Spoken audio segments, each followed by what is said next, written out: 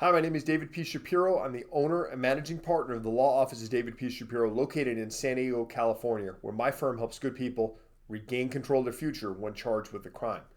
This video, I want to talk to you about an issue that comes up a lot of times when someone is on probation and they pick up a new case. Specifically, if I beat my new case, can I still get found in violation of probation? And that's a misconception that a lot of people think that, hey, if I got this new case, I get arrested, no charges get filed, or if charges get filed and I beat the case or the case gets dismissed for whatever reason, I'm good, right? I don't need to worry about violating probation because I was never charged or convicted of a crime. Well, not always the case. And the real reason here is twofold, right? One is proof beyond a reasonable doubt is a standard to convict you of a new charge. There's a significantly lower standard as it relates to a probation violation. So imagine a situation where you take your case to trial, you win, okay?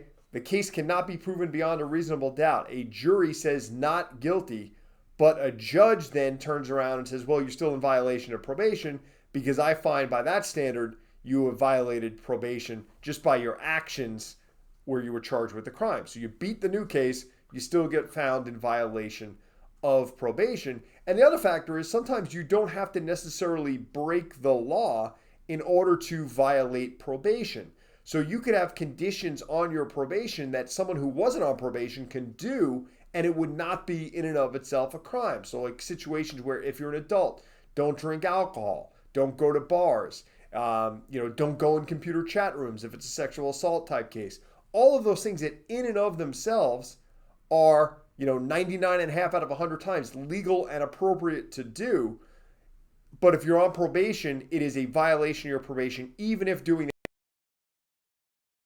So two things really to factor in there, and also something to assess when you're considering what, if any, outcome you really think is attainable in your case. Because what you don't want to do is roll the dice of fighting this new charge. Even if you prevail, you go down on a probation violation and you wind up in a significantly worse position as if you resolve the case before the trial, right? And how does that happen?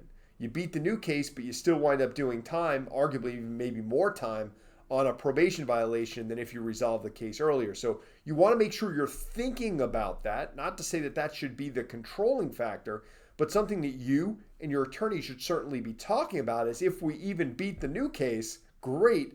What effect, if any, is that going to have on the probation case? Even if charges aren't filed, can the arrest get you violated? Can other conduct get you violated? Can information that comes out during your defense of the case of the new charge be used against you in violating you on probation? Absolutely.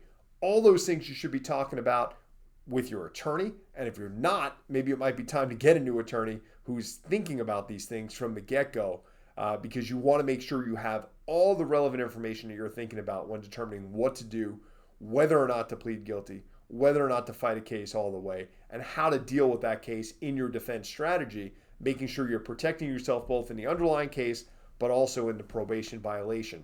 So in this video, we went over, how you could be found in violation of probation if you don't break the law in and of itself, or if you even get, acquitted or your case gets dismissed or you get arrested and nothing is filed, how you could still wound up dealing with a probation violation. So if you find yourself facing specifically a felony or particularly a felony probation violation, or have a new violation of probation alleged or on probation and then have a new substantive case, feel free to give my firm a call. Again, David Shapiro, San Diego criminal lawyer, 619-295-3555.